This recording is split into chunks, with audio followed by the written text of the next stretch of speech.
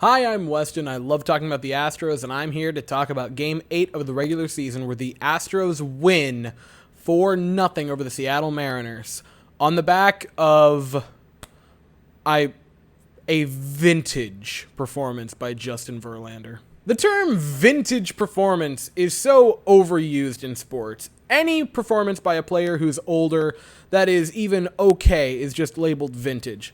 This was a vintage performance by Justin Verlander. And heads up, this is basically just going to be like a 5-minute video of me absolutely gushing about Justin Verlander for tonight and both of his 2 starts to start this season. So if you're not into that, I don't know, dip, I guess, because this is mainly what it's going to be. So let's briefly discuss the offense and defense of the Astros tonight, which was pretty solid. Defensively, we can talk about first, specifically on the defensive side of the ball, Jeremy Pena. Man, oh man, fantastic performance by Jeremy Pena tonight. I will always love Carlos Correa for what he did for this franchise over his time here. 2015 rookie campaign was fantastic. 2017, massive part of that team in the regular season and the postseason. 2019 played a good part in the postseason. 2020 sticking up for us in spring training throughout the season and then coming up massive in the postseason. And last year, being an all-star and just fantastic up until like the World Series. We will always be indebted to Carlos Correa for what he did for this franchise. And I'm not saying that this is not to denigrate anything that Correa did. But boy, oh boy, Jeremy Pena has walked into this role and hit the gas. He's fantastic. He currently is tied for first in Major League Baseball for outs above average in all of baseball. He's a rookie and he's tied for first. Not among rookies, not among shortstops, period. End of story. Top. He's one of, if not the best defender right now to start the season, you can make the argument. He's fantastic. And offensively, a double, a triple, a single tonight, just a few feet short of a home run, but had a sac fly to get us on the board. He's batting .345. I know batting average isn't the full story. His third 3-hit night in his first 8 career games. Thank you, Dreyer, for going off at that moment. Like, he's incredible. I know it's only 8 games for Jeremy Pena, but man, after this little bit, he seems like the real deal, guys.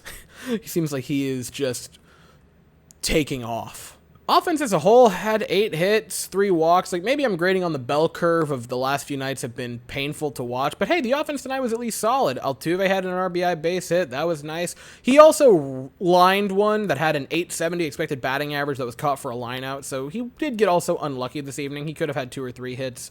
Michael Brantley also could have had like 3 hits, but unlucky for him. Like, maybe I am probably grading on the bell curve because, boy, the last few nights have been miserable, and 4 runs isn't, like, magnificent or anything, but it was more than enough. Also, Maldonado, first hit of the season is a home run, which you would have liked a first hit to have come before now, but it came up big tonight. That was a nice home run to have. All right, I can't wait any longer. Justin Verlander tonight. 8 shutout innings, 8 strikeouts, 3 hits, no walks. And no runs. What do you even say to that? Also, it wasn't like he labored himself to get there. He only threw 87 pitches. He could have thrown the 9th. Like, he didn't, and I'm perfectly okay with that because why risk injuring him right now, at the start of the season, pushing him. But, like, he could have easily thrown the 9th inning. He could have easily done it. He's incredible. And again, I said it to begin with, vintage is overused. But this was Verlander as if he never left. And that's what's most shocking to me right now with Justin Verlander. He has come in this season in 2 starts, which is nothing. I know that 2 starts is nothing. It's like he never left. It seems the way he's pitching, in velocity, in his mentality, in his everything, he's still dotting it up where Maldonado is putting the glove. It's like he never left. It's mind-blowing to me. Justin Verlander went from late October of 2019 through April 9th of 2022 throwing one game, including a 624-day stretch where he didn't throw a pitch in a Major League Baseball game. and came back after that. After being an older age, no, I want to emphasize, 37 to 39 is not old for like normal humans, but athlete-wise it is. At an older age, had to deal with Tommy John surgery, battled back from that, and he's better than when he left. Okay, Weston, now you're getting a little bit crazy. No, I'm not. You can look at it. I understand that it's only a couple of games, and it's 2 games. That is not lost on me.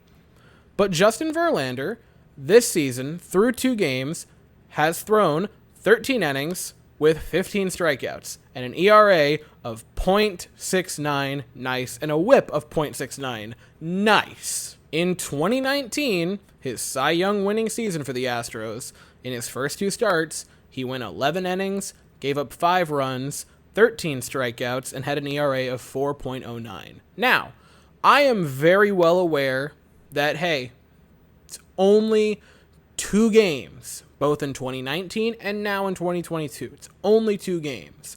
But I just want to put that out there to more or less demonstrate that it's like he literally, to start this season, has started it better than he started in 2019 when he won the Cy Young Award. And again, like, it's not like he's starting, it's not like this is 2020, right? This is 3 years after the fact, 3 seasons later, after throwing 1 game between then and now, like between the end of 2019 and the start of now, and has started better. That shouldn't happen! Like, logically, that shouldn't happen. And yet it did. Justin Verlander dipped out of the league for 2 years, came back to the AL West completely different than when he left it, and started it by striking out the reigning MVP 3 times in his first game back, blanking Mike Trout, who is the resident best player in baseball, 3 times. He blanked both of them. They were 0-for-6 combined,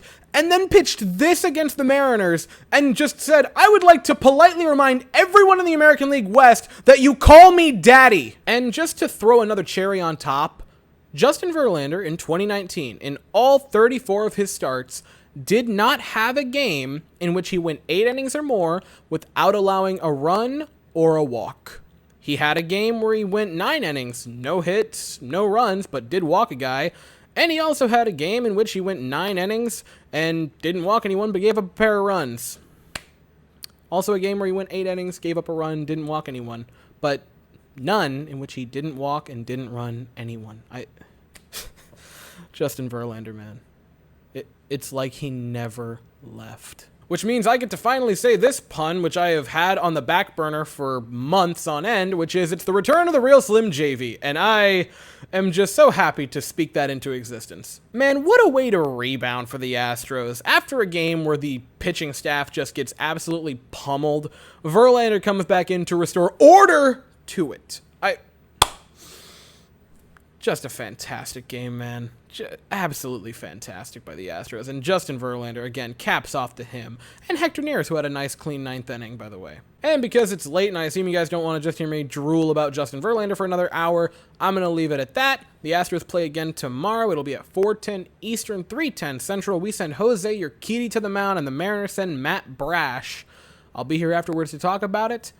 And yeah, so until then, thank you all so very much for watching. I hope you all have an absolutely fantastic day, and as always, go Stros.